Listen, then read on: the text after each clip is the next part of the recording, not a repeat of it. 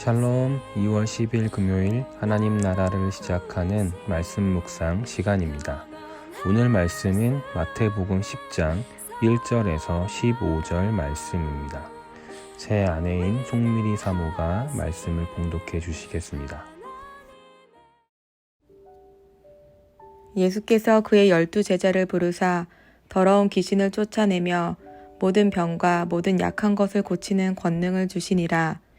12사도의 이름은 이러하니 베드로라 하는 시몬을 비롯하여 그의 형제 안드레와 세베대의 아들 야고보와 그의 형제 요한, 빌립과 바돌로메, 도마와 세리마테, 알페오의 아들 야고보와 다데오, 가나나인 시몬 및 가롯 유다 곧 예수를 판 자라. 예수께서 이 12를 내보내시며 명하여 이르시되 이방인의 길로도 가지 말고 사마리아인의 고을에도 들어가지 말고 오히려 이스라엘 집에 잃어버린 양에게로 가라. 가면서 전파하여 말하되 천국이 가까이 왔다 하고 병든 자를 고치며 죽은 자를 살리며 나병 환자를 깨끗하게 하며 귀신을 쫓아내되 너희가 거저 받았으니 거저 주라. 너희 전대에 금이나 은이나 동을 가지지 말고 여행을 위하여 배낭이나 두벌 옷이나 신이나 지팡이를 가지지 말라. 이는 일꾼이 자기의 먹을 것을 받는 것이 마땅함이라. 어떤 성이나 마을에 들어가든지 그 중에 합당한 자를 찾아내어 너희가 떠나기까지 거기서 머물라. 또 그 집에 들어가면서 평안하기를 빌라.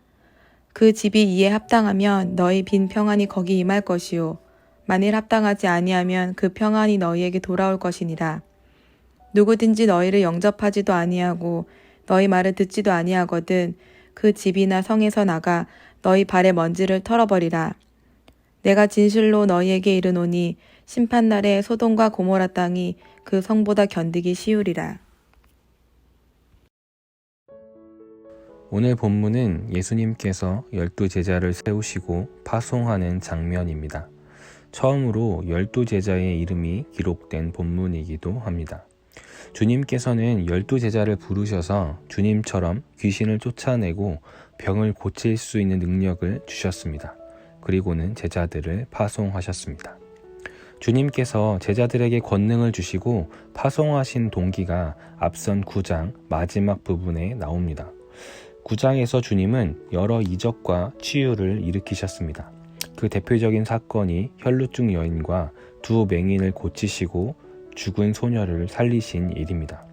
이 일 외에도 35절을 보면 주님께서는 모든 성읍과 마을들을 두루 다니시며 이와 비슷한 일들을 행하셨습니다. 그런데 주님께서는 온 마을과 성읍을 두루 다니시며 너무나 많은 사람들이 목자 없는 양과 같이 불안과 고통에 있는 모습을 보게 되셨습니다.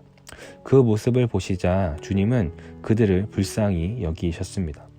메시지 성경은 주님의 이 마음을 그분의 마음이 무너져 내렸다라고 표현합니다. 이에 주님은 곁에 있는 제자들에게 이렇게 말씀하십니다. 37절에서 38절에 보면 추수할 것은 많은데 일꾼이 적다. 그러므로 너희는 추수하는 주인에게 일꾼들을 그의 추수밭으로 보내시라고 청하여라 라고 말씀합니다. 이렇게 제자들에게 추수할 것은 많은데 일꾼이 적으니 그 일꾼을 보내달라는 기도를 하라고 명령하십니다. 그리고 이어지는 이야기가 오늘 10장 12제자들을 파송하시는 장면입니다. 주님께서 제자들을 세우시고 파송하신 동기는 애통함입니다. 목자 없는 양과 같은 그 절망과 고통 속에 있는 자신의 백성들을 향한 긍휼과 애통한 마음이 주님께서 제자들을 세우신 이유입니다. 그들을 그 슬픔 속에서 건져 그들에게 온전한 하나님 나라의 삶을 선물로 주시는 것이 제자들을 세운 목적입니다.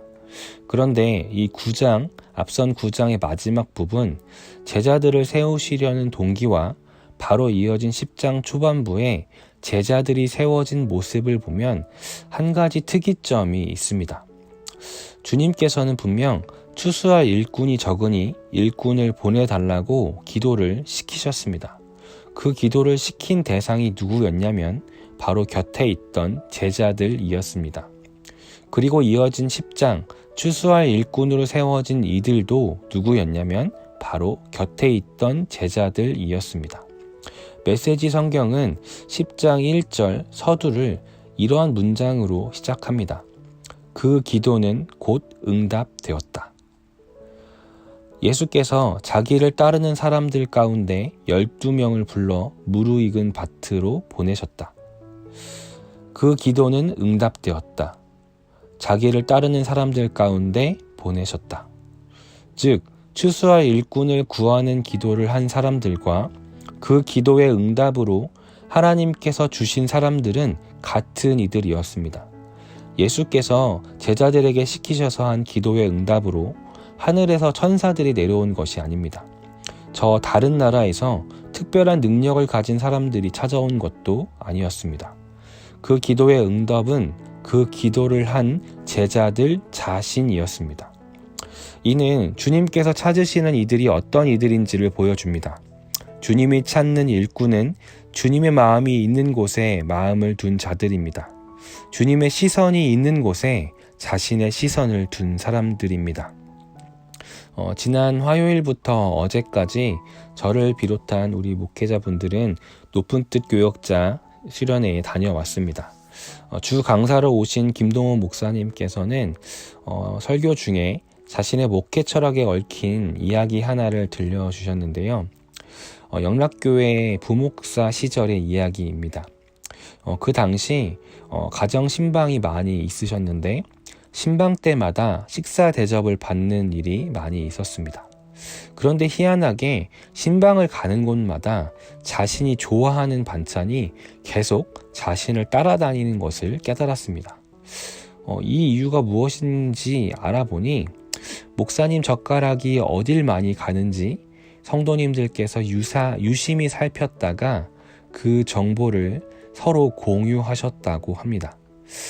그 일을 겪으면서 목사님은 나도 하나님 젓가락 가시는 곳 따라가는 목회해야겠다는 다짐을 하셨다 합니다. 하나님의 젓가락이 어디를 향하시는지, 어딜 많이 가시는지 날마다 그것을 살피고 그에 맞는 밥상을 하나님께 차려드리는 목회해야겠다, 이렇게 다짐하셨다고 합니다.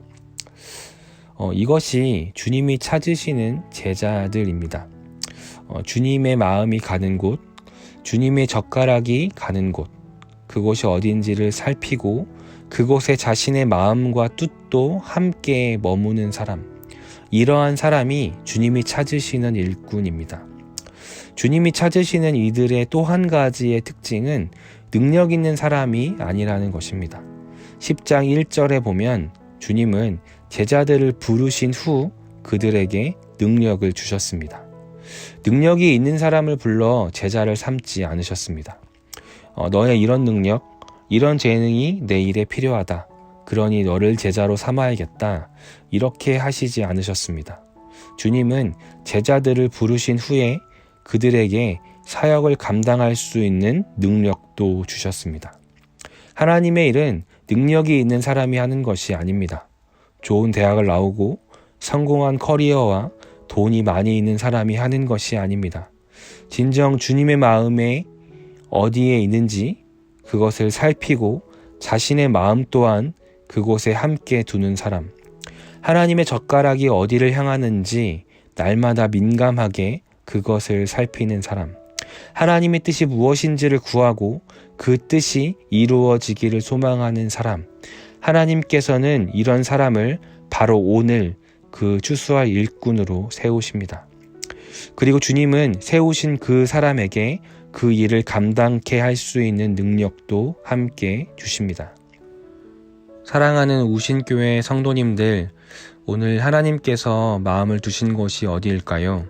주님의 시선을 두신 곳이 어디일까요? 우리가 민감히 그것을 살피기를 원합니다. 그리고 그 하나님의 마음이 향하는 곳, 이루시기를 간절히 원하시는 그 일에 내가 그리고 우리 공동체가 소망을 두기를 원합니다. 주님께서는 애타게 오늘도 추수할 곳은 많은데 추수할 일꾼은 없다며 그 일을 감당할 일꾼을 찾고 계십니다. 우리가 주님이 찾으시는 그 일꾼들이 되기를 소망합니다. 기도하겠습니다. 거룩하신 하나님, 주님의 마음이 있는 곳에 나의 마음이 있길 원합니다. 주님의 시선이 있는 곳에 우리의 시선이 향하기를 원합니다. 오늘 주님이 원하시는 것이 무엇인지를 살피고 그 일에 우리의 마음을 모아 동참하길 원합니다. 주님, 나를 그리고 우리를 주님의 일에 함께하는 일꾼으로 불러주시옵소서. 예수님의 이름으로 기도드립니다. 아멘. 말씀을 마쳤습니다. 주님의 뜻과 시선이 있는 곳이 어디인지 함께 이 시간 묵상하시며 구하시면 좋겠습니다.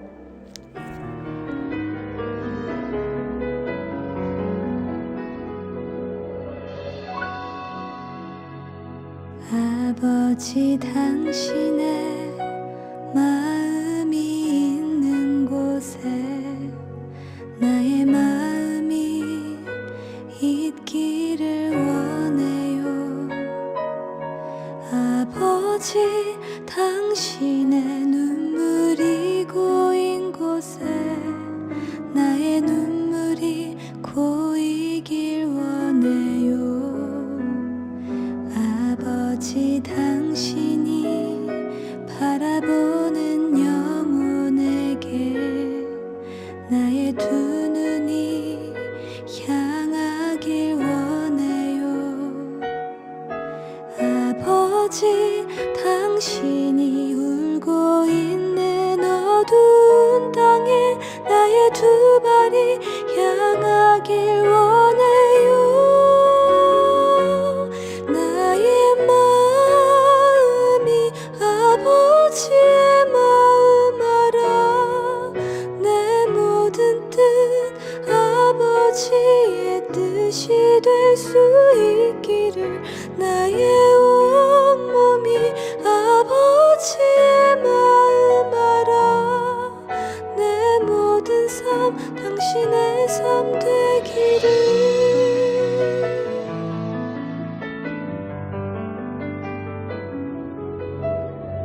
아버지, 당신의 마음이 있는 곳에 나의 마음이 있기를 원해요.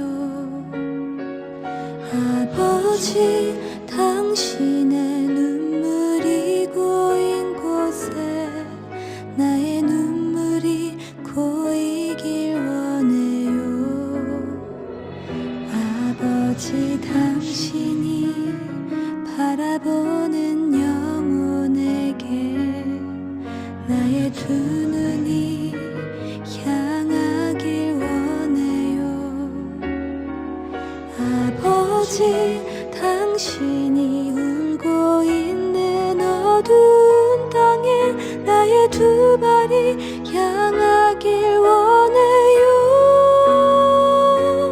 나의 마음이 아버지의 마음 알아.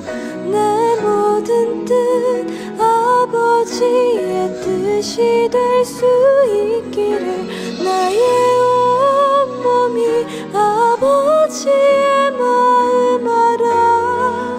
내 모든 삶 당신의 삶 되기를. 나의 마음이 아버지의 마음 알아. 내 모든 뜻 아버지의 뜻이 될 수 있기를. 나의 온몸이 아버지의 마음 알아. 내 모든 삶 당신의 삶 되기를.